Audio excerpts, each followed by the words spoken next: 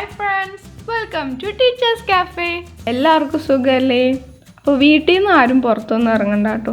എന്തെങ്കിലും അത്യാവശ്യ കാര്യമാണെങ്കിൽ മാത്രം പുറത്തിറങ്ങിയാൽ മതി. നമ്മുടെ സേഫ്റ്റിയാണ് ഫസ്റ്റ്.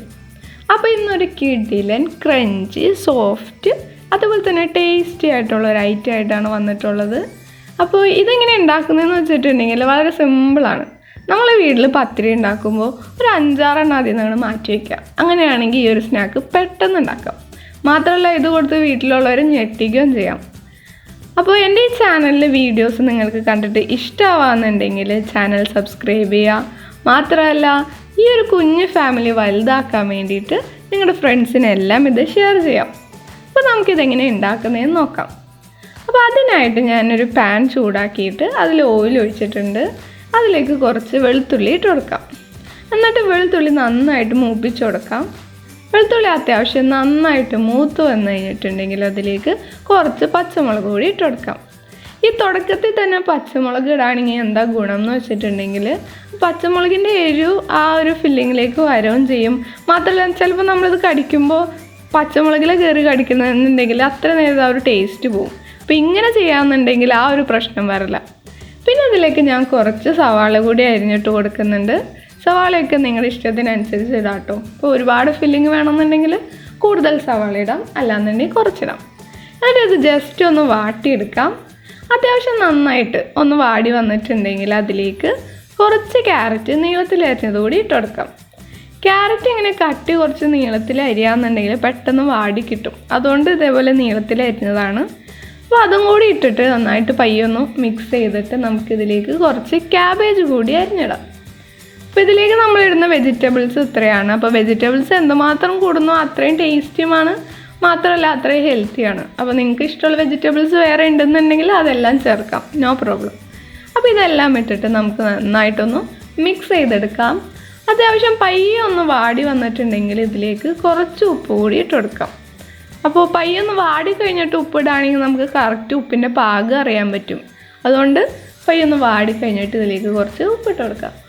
അപ്പോൾ നമ്മുടെ ഈ വെജിറ്റബിൾസൊക്കെ അത്യാവശ്യം നന്നായിട്ട് വാടിക്കഴിഞ്ഞിട്ടുണ്ടെങ്കിൽ നമുക്കതിലേക്ക് ആവശ്യമുള്ള പൊടികൾ ഇട്ട് കൊടുക്കാം. ഞാൻ അതിലേക്ക് കുറച്ച് പൊടി മാത്രമേ ഇടുന്നുള്ളൂ. അപ്പോൾ ഇങ്ങനെയുള്ള ഫില്ലിങ്സ് ഒരുപാട് സ്പൈസി ആവാത്തത് തന്നെയാണ് നല്ലത്. ആ ഒരു പൊടിയുടെ കുത്ത് വരാത്ത അതിന് ടേസ്റ്റ്. അതുകൊണ്ട് ഞാനിവിടെ 1 ടേബിൾ സ്പൂൺ മുളക് പൊടി പിന്നെ 1 ടേബിൾ സ്പൂൺ മല്ലിപ്പൊടി മാത്രമേ ഇടുന്നുള്ളൂ പൊടിയായിട്ട്.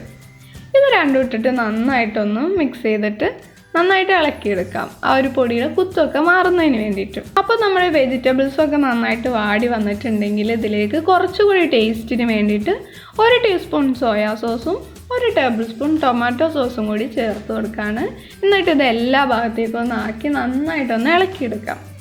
അപ്പോൾ നമ്മുടെ സോസൊക്കെ ഈ ഒരു വെജിറ്റബിൾസിൽ നന്നായിട്ട് പിടിച്ച് കഴിഞ്ഞിട്ടുണ്ടെങ്കിൽ നമുക്കിതിലേക്ക് ചിക്കൻ ഇട്ട് കൊടുക്കാം.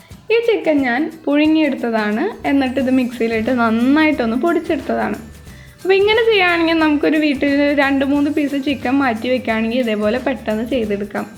മാത്രമല്ല സവാളയും അതുപോലെയുള്ള വെജിറ്റബിൾസ് ഒരുപാട് നമ്മൾ എടുത്തിട്ടുള്ളതുകൊണ്ട് തന്നെ ഒരുപാട് ക്വാണ്ടിറ്റിയിൽ ഫില്ലിങ് കിട്ടുകയും ചെയ്യും.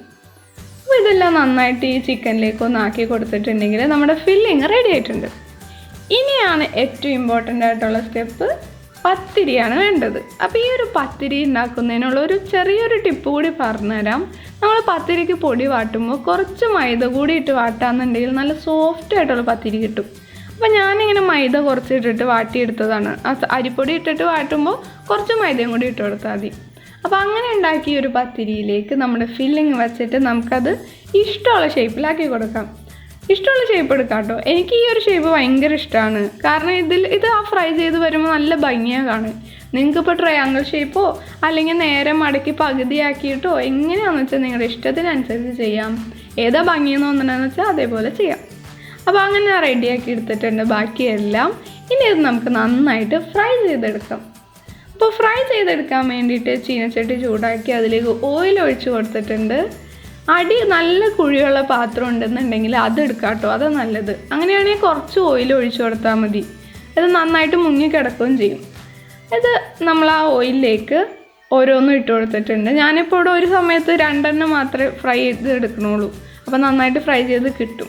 അപ്പോൾ പയ്യെ തിരിച്ചും മറിച്ചും ഇട്ട് 2 ഭാഗവും നന്നായിട്ട് ഫ്രൈ ചെയ്തെടുക്കാം. കാണുമ്പോൾ ഭയങ്കര ക്രിസ്പിയാണെന്ന് തോന്നുമെങ്കിലും ക്രിസ്പിയാണ് എന്നാൽ സോഫ്റ്റുമാണ്, ഒരു പ്രത്യേക ടെക്സ്ചറാണ്.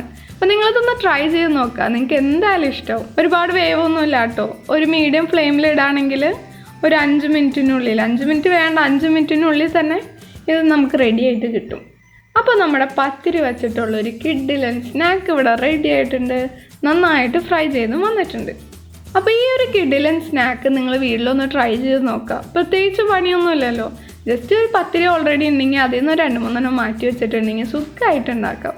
അപ്പോൾ നിങ്ങളത് ട്രൈ ചെയ്തിട്ട് എങ്ങനെയുണ്ടായിരുന്നു എന്ന് താഴെ കമൻറ്റ് ചെയ്യുക, ഞാനും കൂടി അറിയട്ടെ. അതുപോലെ തന്നെ ഈ വീഡിയോ നിങ്ങൾക്ക് ഇഷ്ടപ്പെട്ടെങ്കിൽ ചാനൽ സബ്സ്ക്രൈബ് ചെയ്യുക. വീഡിയോ ഇഷ്ടപ്പെട്ടു എന്ന് വിചാരിക്കുകയാണ്. താങ്ക്